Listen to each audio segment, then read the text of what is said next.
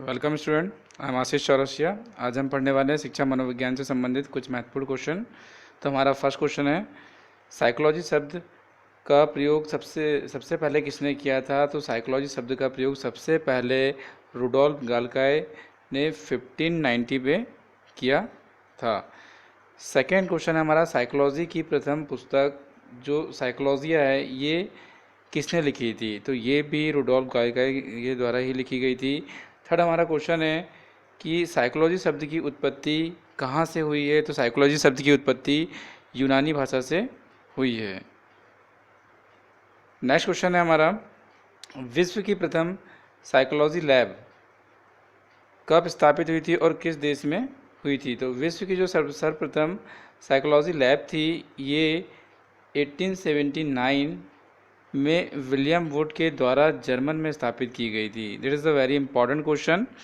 विश्व की प्रथम साइकोलॉजी लैब कब और कहाँ स्थापित हुई थी और किसके द्वारा हुई थी? तो विश्व की फर्स्ट जो साइकोलॉजी लैब है ये 1879 में विलियम वुड के द्वारा जर्मन में स्थापित की गई थी। विश्व की प्रथम बुद्धि परीक्षण कब हुआ था और किसके द्वारा हुआ था? विश्व का जो सबसे प्रथम बुद्धि परीक्षण है ये 1905 में बीने और साइमन के द्वारा हुआ था। बीने और उनके एक साथी थे साइमन, उनके द्वारा सबसे पहला बुद्धि परीक्षण हुआ था विश्व में। बट भारत में प्रथम बुद्धि परीक्षण कब हुआ था? तो भारत में प्रथम बुद्धि परीक्षण 1922 में C.H. राइस के द्वारा हुआ था। Is it clear? आधुनिक मनोवैज्ञानिक के जनक कौन है? तो आधुनिक जो मनोविज्ञान है उनके जनक है विलियम जेम्स। नेक्स्ट क्वेश्चन पे चलते हैं। आधुनिक मनोविज्ञान के प्रथम मनोवैज्ञानिक किसे मानते हैं? आधुनिक मनोवैज्ञानिक के प्रथम मनोवैज्ञानिक डेकार्ट को माना जाता है। किंडरगार्टन एक ऐसी पद्धति इसके बारे में आपको मैं बताना चाहूँगा जिसमें खेल खेल के माध्यम से सिखाया जाता है। तो इसके प्रतिपादक कौन हैं? तो फ्रोवेल इसके प्रतिपादक है। किंडरगार्टन जो विधि है पढ़ाने की उसके प्रतिपादक कौन है? फ्रोवेल है। डाल्टन विधि के प्रतिपादक कौन है? तो ये मिस हेलेन पार्क हॉस्ट इस विधि के प्रतिपादक है। ठीक है। मॉन्टेसरी विधि का प्रतिपादक कौन है? तो मॉन्टेसरी विधि का प्रतिपादक मैडम मारिया मॉन्टेसरी है। 11 क्वेश्चन है हमारा, संज्ञात्मक आंदोलन के जनक कौन है? तो संज्ञात्मक आंदोलन के जनक अल्बर्ट को कहा जाता है। नेक्स्ट क्वेश्चन है हमारा, मनोवैज्ञानिक के विभिन्न सिद्धांत या संप्रदाय और उनके जनक। कुछ यहाँ पे सिद्धांत है और कुछ उनके ही जनक के बारे में है। तो देखिए यहाँ दिया हुआ है गेस्टल्टवाद का सिद्धांत जो 1912 में दिया गया था। ये किसके द्वारा दिया गया है? तो ये कॉहलर, ठीक है, कॉफका और वर्दीमर और लेविन के द्वारा ये दिया गया है। नेक्स्ट है हमारा संरचनावाद का सिद्धांत जो 1879 में विलियम वुड के द्वारा दिया गया था। व्यवहारवाद का सिद्धांत 1912 में जो J.B. वॉटसन के द्वारा दिया हुआ है। मनोविश्लेषण जो 19 में दिया हुआ था सिगमंड फ्राइड के द्वारा दिया गया था ये सिद्धांत। और इसके बाद है विकासात्मक संज्ञानात्मक सिद्धांत जो जॉन पियाजे जी ने दिया था। नेक्स्ट चलते हैं इसमें, संरचना अधिगम की अवधारणा। संरचना जो अधिगम की अवधारणा सबसे पहले किसने बताई थी? तो ये जेरम बूनर ने बताई थी। सामाजिक विज्ञान सिद्धांत 1986 में किसने बनाया था? तो ये अल्बर्ट ने बनाया था। संबंधवाद का सिद्धांत किसने दिया था? संबंधवाद जो था ये 1913 में थर्नडाइक के द्वारा दिया गया था। अनुकूलित अनुक्रिया सिद्धांत जो 1904 में पाल्बर के द्वारा दिया गया था। क्रिया प्रसूत अनुबंधन सिद्धांत जो 1938 में स्क्रीनर के द्वारा दिया गया था। ये सभी को पता होगा। जो प्रबलन का सिद्धांत है वो 1950 में किसने दिया था? तो ये हॉल ने दिया था। अंतर्दृष्टि या हम कह सकते हैं सूत्र सिद्धांत 1912 में किसने दिया था? कोहलर ने दिया था। Is it clear?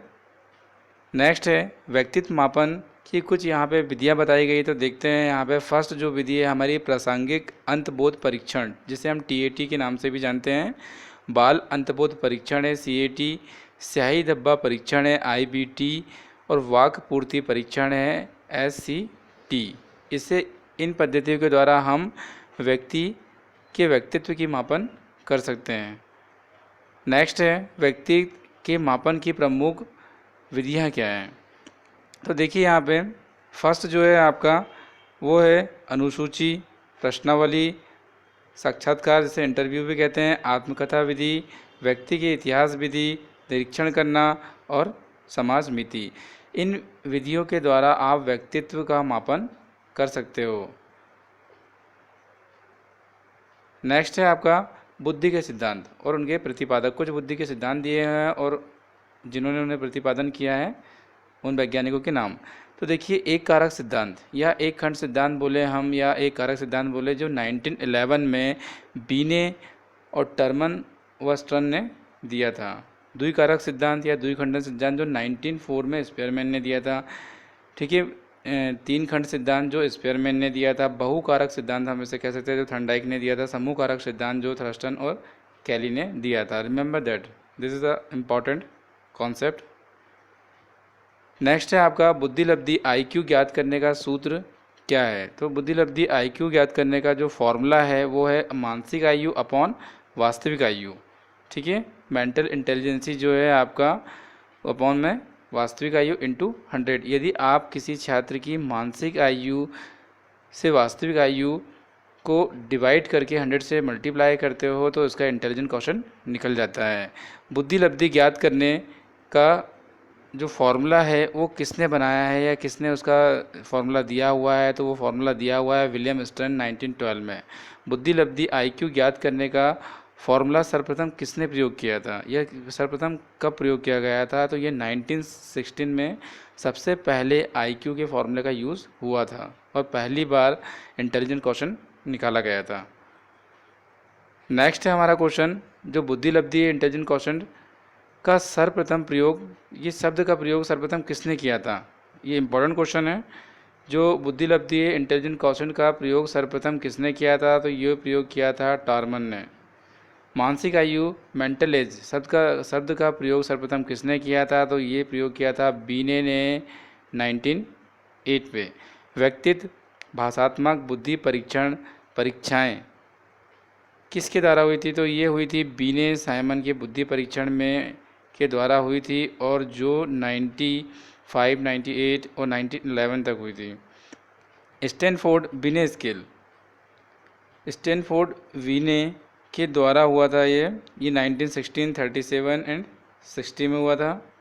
Next and last व्यक्तित्व क्रियात्मक बुद्धि परीक्षण या हम बोल दें भूल भैया जो परीक्षण है वो किसने इस विधि को निकाला था, तो ये SD पोर्टियस 1924 में। वेस्लर वैल्यू बुद्धि परीक्षण किसने निकाला था, तो D वेस्लर ने 1944 टू 1955। सामूहिक भाषात्मक बुद्धि परीक्षण या जिसे हम आर्मी अल्फा परीक्षण, ये किसके द्वारा हुआ था, तो ऑथर S या ऑटिस के द्वारा 1917 में हुआ था। तो फ्रेंड्स ऐसे और भी वीडियो देखने के लिए प्लीज़ सब्सक्राइब माय चैनल। अगर ये मेरा वीडियो आपको अच्छा लगा हो तो इसे लाइक भी करें। यदि मेरा वीडियो आपको पसंद नहीं आया तो इसे डिसलाइक ज़रूर करें। Thank you for watching me.